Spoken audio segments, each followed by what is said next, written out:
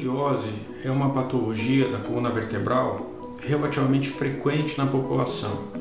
Ela acomete aí até 3% da população, em geral assintomática ou sem queixas de deformidade.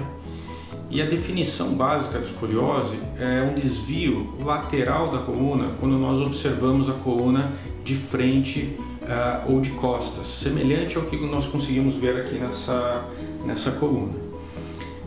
Esse desvio lateral da coluna, muitas vezes, na maioria das vezes, ele está associado com algum grau de rotação vertebral. Então, muitas vezes, além do desvio lateral, existe uma rotação que muitas vezes aumenta aí a deformidade e fica mais visível a questão da gibosidade e da deformidade no exame físico. Escolioses até 10 graus são fisiológicas, então nós nem consideramos como escoliose. Até 10 graus seria um desvio da coluna dentro do limite aceitável.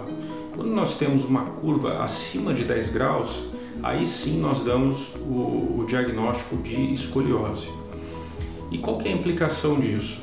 A escoliose, na maioria das vezes, ela não causa grandes sintomas, não costuma causar dor, escolioses leves.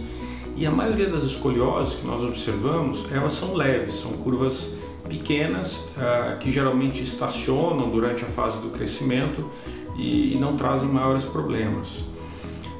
Entretanto, existem alguns tipos de escoliose, alguns valores de escolioses que devem ser observados e muitas vezes tratados.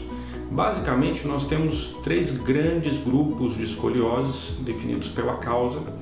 A primeira dela é a escoliose idiopática. Idiopática quer dizer sem causa. É uma escoliose de evolução mais benigna. Ela ocorre em 80% dos casos de escoliose, é a mais comum. Existe uma escoliose que nós chamamos de escoliose congênita, que seria causada por uma malformação óssea, uma barra óssea, uma vértebra a mais ou a menos. E o terceiro grupo, as escolioses neuromusculares, que são escolioses causadas por algum distúrbio neurológico ou muscular, alguma doença associada. Vamos falar um pouquinho da idiopática, que é a mais comum. A escoliose idiopática, então, ela corresponde a 80% dos casos. Ela é muito mais frequente em meninas na fase da adolescência. Normalmente inicia na fase de adolescência, 6 vezes mais comum em meninas. E nós temos que observar de perto o crescimento desse paciente ou dessa paciente e o potencial aí de crescimento residual da cartilagem de crescimento para definirmos o tratamento. A maioria dos casos são escolioses abaixo de 20 graus, então são escolioses que nós apenas observamos com exames de imagem, exame físico regular, né?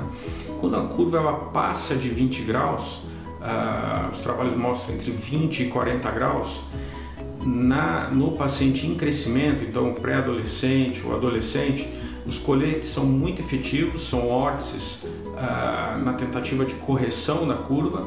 Nós sabemos que eles freiam, muitas vezes previnem aí a progressão nessa fase, então são muito importantes.